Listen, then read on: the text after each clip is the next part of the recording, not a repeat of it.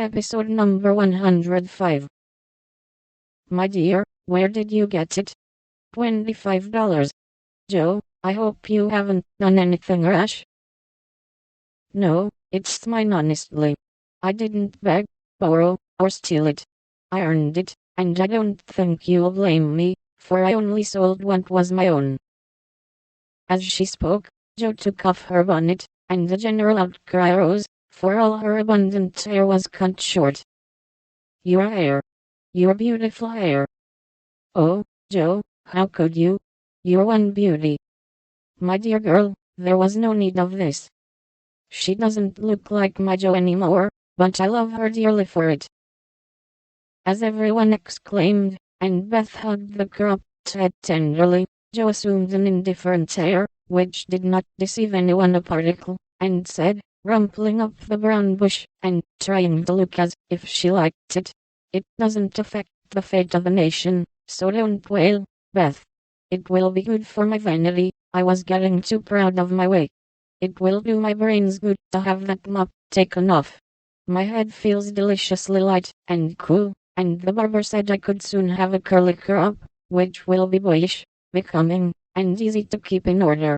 I'm satisfied, so please take the money, and let's have supper."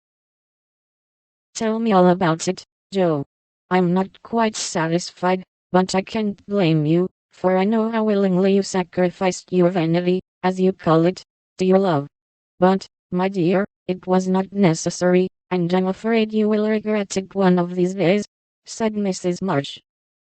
"No, I won't," returned Joe stoutly, feeling much relieved that her prank was not entirely condemned. "What made you do it?" asked Amy, who would as soon have thought of cutting off her head as her pretty hair. "Well, I was wild to do something for father," replied Joe, as they gathered about the table, for healthy young people can eat even in the midst of trouble. "I hate to borrow as much as mother does, and I knew Aunt March would croak, she always does, if you ask for ninepence. Meg gave all her quarterly salary toward the rent, and I only got some clothes with mine, so I felt wicked, and was bound to have some money, if I sold the nose off my face to get it." "You needn't feel wicked, my child. You had no winter things, and got the simplest with your own hard earnings," said Mrs. March with a look that warmed Joe's heart. "I hadn't the least idea of selling my hair at first, but as I went along I kept thinking what I could do, and feeling as if I'd like to dive into some of the rich stores, and help myself. In a barber's window I saw tails of hair with the prices marked, and one black tail, not so thick as mine, was $40. It came to me all of a sudden that I had one thing to make money out of, and without stopping to think, I walked in, asked if they bought hair, and what they would give for mine." "I don't see how you dared to do it," said Beth in a tone of awe. "Oh, he was a little man, who looked as if he merely lived to oil his hair.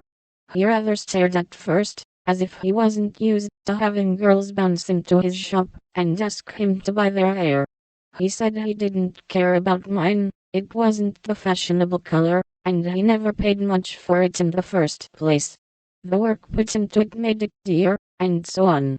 It was getting late, and I was afraid, if it wasn't done right away, that I shouldn't have it done at all, and you know when I start to do a thing, I hate to give it up. So I begged him to take it, and told him why I was in such a hurry. It was silly, I dare say, but it changed his mind, for I got rather excited, and told the story in my topsy-turvy way, and his wife heard, and said so kindly, 'Take it, Thomas, and oblige the young lady. I'd do as much for our Jimmy any day, if I had a spire of hair worth selling.'